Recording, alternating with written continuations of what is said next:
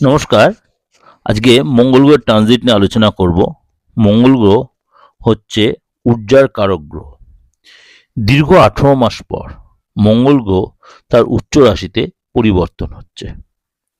সুতরাং গ্রহের সেনাপতি মঙ্গল 16ই জানুয়ারি 2026 ভোর 4:30 তার উচ্চ রাশি মকর রাশিতে প্রবেশ করবে এবং থাকবে 23শে ফেব্রুয়ারি পর্যন্ত, অর্থাৎ কম বেশি আপনার 1.5 মাস। এই কদিন আপনার উপরে কি এফেক্ট হবে? অর্থাৎ আমরা জানি মঙ্গল তার মকর রাশিতে উচ্চস্থ হয় এবং কর্কট রাশিতে মঙ্গল নিচস্থ হয়। মঙ্গল এই যে মকর রাশির উচ্চস্থ হচ্ছে, আপনার রাশির জন্য কি এফেক্ট হচ্ছে? সব রাশিতেই তার পজিটিভ বা কিছু কিছু রাশির জন্য সতর্কতা বা একটু নেগেটিভ সিচুয়েশন তৈরি হতে পারে। চলুন তাহলে জেনে নিই আগামী দিনগুলো আপনার জন্য, অর্থাৎ 16ই জানুয়ারি থেকে 23শে ফেব্রুয়ারি পর্যন্ত সেটা আপনার জন্য কি অপেক্ষা করে আছে। কুম্ভ রাশি। কুম্ভ রাশির ক্ষেত্রে আপনার এই গোচর আপনার জন্য কিন্তু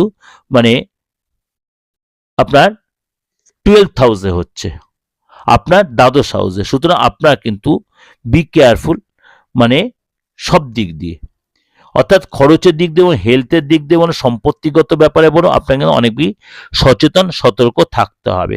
বিশেষ করে চাকরিতে বা ব্যবসায় আপনার কিন্তু মনের মতো পরিণাম পাবেন না, বা আপনি যেটা এক্সপেক্ট করছেন সেটা হয়তো আপনি পেলেন না।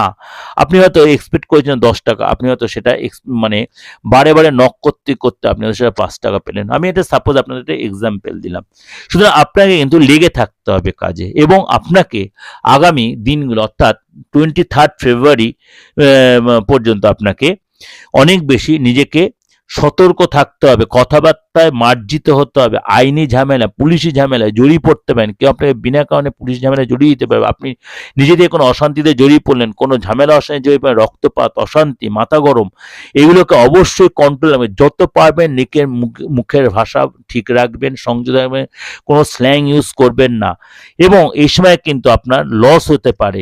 শরীর নিয়ে সচেতন, ফ্যামিলিকে নিয়ে সচেতন থাকবেন, সম্পত্তি নিয়ে সচেতন থাকবেন, সম্পত্তি নষ্ট হয়ে যাওয়া, সম্পত্তি নিয়ে কোনো আইনি ঝামেলা ফেসে যাওয়া, নিজেকে আর্থিক ব্যাপারে একটু চাপ হয়ে যাওয়া, এইগুলো কিন্তু আপনার আসবে।